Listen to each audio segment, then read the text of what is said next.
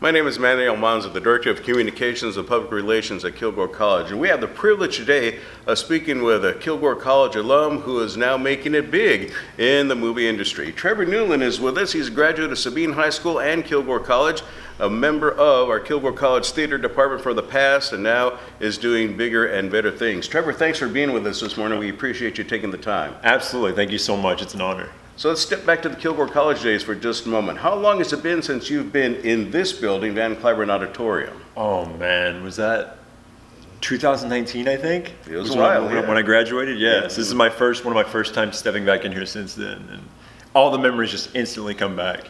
And you had some fond memories of being here. You were in some great performances, Diary of Anne Frank, you were in Our Town as well, and talk about those experiences at Kilgore College and how it's shaped you to where you're at today.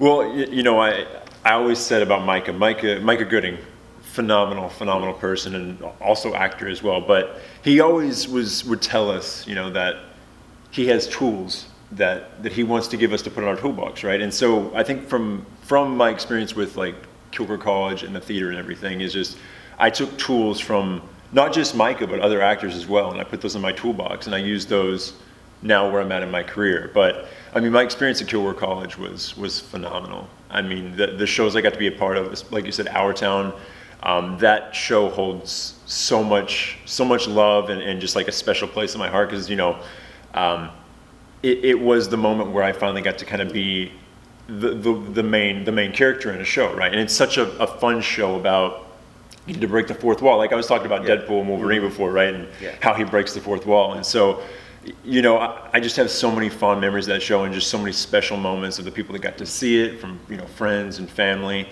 And I still hold that show super close to my heart. In the experience here at Kilgore, not only did you have acting experience, obviously, but you probably got a taste of all the other things that go on behind the scenes and putting a production together. Yeah, I mean, me working in the shop was an experience, you know. I've never been good at math. Right. So those type of things, you know, cutting things to certain dimensions and things like that, I learned a lot. But yeah, it was super beneficial to kind of learn the behind the scenes because a lot of the stuff that happens in theater can also be applied to film, even though it's kind of different mediums overall, but you can still apply those same type of things. So yeah, I learned a lot of things. I didn't get too much better at math, let's say, but I did learn a lot. Did learn a lot. Yeah. Well, let's talk about that transition then from theater to film. Mm-hmm. Was it an easier transition because of your experiences in the past? So the interesting thing about film, right, and I say this still, I still love theater. Like theater is my first love. Just theater doesn't pay, right? Which is, unless you're on like Broadway or something, and Los Angeles doesn't really have too much of that. But it's different in that with film, there's so much waiting, right? Like you're not living in that the whole time through with a film, right? With theater, as soon as that curtain goes up, you're there. Right. You're present. You are that character until intermission or until that curtain goes down and the audience claps, right? Or whatever curtain closes. Yeah. In film, it's like, okay, you know, get into your character. We're gonna do this, and then you're like, oh wait, we gotta move that light, like earlier, or oh, the camera needs to, you know, change a little bit. Let's put it on dolly instead. You know, oh let's put it on this or whatever. Oh wait, no, that piece of hair was wrong. That costume is wrong. So it's like take after take after take. And with theater, you don't get that. So I think for me, you know, it's just it did prepare me, but also it's just such a different world, a different speed. Like I had to kind of learn to scale back a little bit. Okay, yeah. Because you know, with theater, you're performing, you're really big, right? You don't have a microphone on you to, you know, that you can talk like this and everybody can hear what you're saying, right? Like with film, you can do that. With theater, it's a large scale, right? It's a large space. Like you don't get that with film. You have to really scale back, and that's something that I think I took and learned, along with just like I said, the fact that now that I've done both theater and film and TV, the fact that you are present and there the whole time in theater, right? Like once it starts, and with film, there's just a lot of downtime. Right. Like what you realize is there's just a lot of downtime that you're kind of just, you know, hanging out, and then it's like, oh, now I got to be in that character, right? I got to go back into that. So I think that for me was like some of the biggest differences that I you know took and learned as well. More of, I guess, a mental challenge from being resting, if you will, to all of a sudden, okay, you're back at it and you're back at it quickly. Yeah, exactly. So we migrate from theater, you get into the realm of commercials and television and film. One of the things that people have pointed out and what they've seen you in is the commercial from Amazon about being the Yeti that appeared during a Super Bowl. So let's talk about that experience. Yeah, so we'll take it way back to tell you how I kind of got there. Okay. So I never thought I would get into suit performing, because that's what you would classify as, like suit performing prosthetics, like monsters and creatures. And then my last year at my film school out in Los Angeles, I had a teacher named Phil Kaufman, and he was like, hey, you have a really similar build to Doug Jones. And if you don't know who Doug Jones is, I'm sure you've seen him, like Shape of Water, Pan's Labyrinth. Right. He was a Silver Surfer. One of the guys that he's done so much, his filmography is so expansive, but no one knows who he is. Right. And so he's like, you should look into that type of work. And I was like, I've never thought about doing like, suit work or prosthetic work or anything like that. I always wanted to get into radio and voiceover, which is why I moved to Los Angeles, because it's like, bigger market, I could do that. So from there I got into Halloween Horror Nights, which is like a, pop out scare type of thing. And I met some makeup artists there. But the real way I got into suit work is that I was doing background at the time.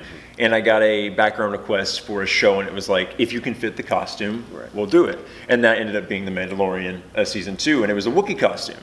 And I worked with a group called Legacy Effects, and they are like the top of the top in regards to like, making Star Wars, Jurassic Park, the new Alien film. Like, you've seen something that's iconic, like monster creature-wise, Marvel, they probably made it, right? And so the individuals I worked with, Tracy, Dawn, and Tamara, they got my information, wrote down my name, and they're like, if we find anything, we'll give you a call, right? It's one of those type of situations, right? Fast forward 3 years later, I'm at Universal Studios hanging out with some friends, and I get a call from Alan Scott, who is one of the owners of Legacy Effects. He's like, hey, we have this commercial that shoots tomorrow. Are you available? And of course, I said, absolutely, right? So, I'm clearing my schedule, making sure. So basically that whole thing was a less than 24-hour turnaround, because I went in for fittings and all this type of stuff, and I was on set at 4 p.m., shot till 3 a.m. But then, like you said, that ended up turning into that commercial, but then Europe wanted to do a whole ad campaign as well, and that did so well that they shot another commercial that we flew out to Argentina for, and that's how I got my start into specifically suit performance, right? Because the Yeti is a full suit and it is a prosthetic, but what that allowed me to do is, because Legacy saw that, I could survive in the suit first off, and I did good work from everything they saw. It was like, okay, now we can start like putting him up for other things. That is fantastic, and that leads you into other work and now into being part of the Alien franchise, Alien Romulus. Yes. That experience, I guess, would be at the height of things to this point in the film industry for you. Yeah. Describe the experience that you've had with it. Oh, wow. The first day I went in the shop and found out that I was going to be the Xenomorph was pretty crazy. I've seen the first film now probably like 15 times, just, watching it with myself and with others that haven't seen and experienced, the film, which if you haven't, watch the first Alien film and the second one, Aliens, fantastic films. That was my breaking the fourth wall, That's right? all right, yeah. But no, I think the biggest thing for me, being my first feature film and getting to work with so many incredible, legendary people, and then our director, Fede Alvarez, who was just such in love with bringing back that practical feeling and bringing back that real feeling to, what made the '79 film still to this day so iconic and incredible, and still to this day holding up, is practical effects, right? So for me, I think the biggest thing that was cool to me is that everything there was real. So like when I walked into that set in Budapest on the first day in one of those sound stages, like the whole Romulus station, it's real. Like I'm walking around, I'm looking at all the prop, I'm looking at everything. It's all real. Like every set you see in that film is real. Even the outside stuff in space, like they use miniatures and they shot miniatures, right? So they built miniatures. And then, the Xenomorphs, of course, made by Legacy Effects are all incredible, and they're all real. And the chest bursters and the face hugger and the chest burster, like everything is real. And to me, that was like, from an acting standpoint, it makes your job so much easier, because there is no creating, like there's no blue screens. You don't have to like imagine it. It's there in front of you, right? And for me, I think that was the biggest thing that, from my experience, I took away, is just like, oh wow, like this is all real, like it's all there. So I think for me that was the of the whole experience, not just like, of course, working with Fede and like Legacy Effects and Weta and Alec Gillis, who also worked on the first Alien, or worked on Aliens, like working with these absolute legends that have been in the industry for years. That was the biggest thing to me that I took away, is like, it's real. Like we are on the Romulus like research. We're on the station, right? Like the Xenomorphs are here, the facehuggers are here, the chestbursters here. Like it's real. Like this is not. We're not making a movie. We're living it. Right. Right. And so you have to immerse yourself in that character, right? I mean, you've really got to put everything you have into it. So how much of a challenge was that, and how much easier did it become? Yeah, so I think the hardest part about the Xenomorph, first off, I did so much research before getting into the full suit, right? You know, I looked at Balaji Badejo, like the original actor in the first film. I looked at his movements. I looked at his like screen tests and stuff. I looked at Tom Woodruff Jr. I looked at Goran from Alien Covenant, just to see how they all moved, right? And to see, you know, like I said with Micah, right? What tools could I take from them and apply to my performance, but still make it mine, right? And for me, the hardest part was definitely the head of the Xenomorph, because it's about this long, right? So, and inside of that head is all these servos, which are controlling the animatronics, so the mouth, the iconic like lip curl and stuff, and then I've got drool tubes going down the side of my face with like where so the Xenomorph can slobber, because they slobber a lot. Sure, yeah. But I think the biggest thing for me was just getting comfortable. The hardest part about suit performing is just getting yourself in the body of that character, because we can move normal as human beings, right? But you add something else to you, it's like, okay, now I gotta be this character without looking awkward, right? Like, and that was something I learned doing the Yeti. It's like when I first got in the Yeti suit, I was very awkward moving around. I'm just like, wait a minute, like I know how to walk. But also, once a camera gets in front of you, once all this stuff is going on, it's much easier to kind of get in your head, right? As an actor, it's like, oh man, everybody's watching me, right? But for me, it was truly just, finding that balance, finding, where the creature lived, right? What were motivations, right? Even though it's a creature, right? Everything has motivations, right? That when you're an actor, you're looking for, what's my goal? Like, what am I trying to accomplish? What am I trying to achieve? What do I want, right? I want to eat and kill people. But, there's a reason why I'm doing that, right? Because I want to populate and continue the Xenomorph species, right? So yeah, for me, the biggest challenge was definitely just the head itself, because of how heavy it was. But there were some certain setups on set that also were quite challenging, but so much fun. So you're part of a already successful franchise, and how much success has this franchise had since Alien Romulus? Oh my gosh, I mean, it's incredible. It's truly incredible. I think I was telling you before we started, it's just like, the thing that this does is it revitalizes the Alien franchise, much like Prey did for the Predator franchise. Right. Like this, I mean, it's in the top 10, almost in the top 10 movies this year. It's already made, I think, as of yesterday, $225 million worldwide, which is incredible when the budget was only like $80 million. Wow.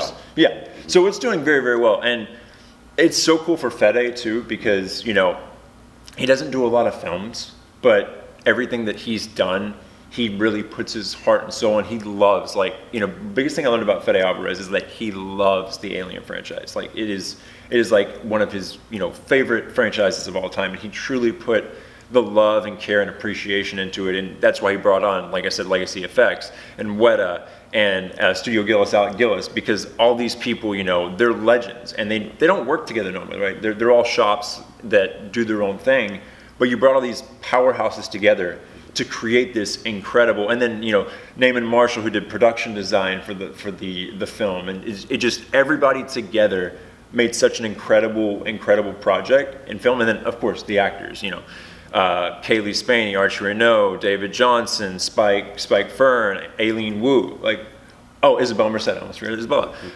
But all of those pieces together created a beautiful homage, I think, to Alien and Aliens, because I think that's where most people kind of feel it falls. But there's also elements of some of the newer films as well that Ridley, and of course, Ridley Scott, H.R. Giger. Oh, yeah. Without them, we wouldn't have this franchise. So it's just really cool to see that there is like this newer generation now too that is seeing Romulus, and it's like, okay, now hopefully they go back and watch Alien and Aliens, and if they want to check out the whole franchise, they do, and that helps just boost it even more and more.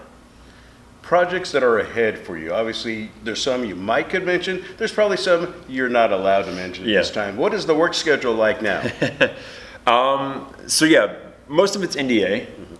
That's just when you work in creatures and suits. A lot of it is kind of, which it's fun, but it's also like, man, I can't tell anybody about this, except my parents, of course. Understandable. But yeah, there is a couple of things coming out. One more thing this year to be on the lookout for. One thing next year in theaters, and then I've got 2 films lined up to shoot this year as well, and I'm doing some appearances for conventions now because wonderful. So I'll be going to Orlando in October and checking that out and getting to meet some incredible Alien fans and just people in general. So I'm really excited about that. Let's bring everything back home now, because you had the opportunity to have your parents come out for the premiere at the Chinese Theater in Los Angeles. Mm-hmm. What was that experience like for you and for them? Oh man, my goal, I think this is truly like any actor's goal, right? Every actor would love to see their film at the TCL Chinese Theater, right? Mm-hmm.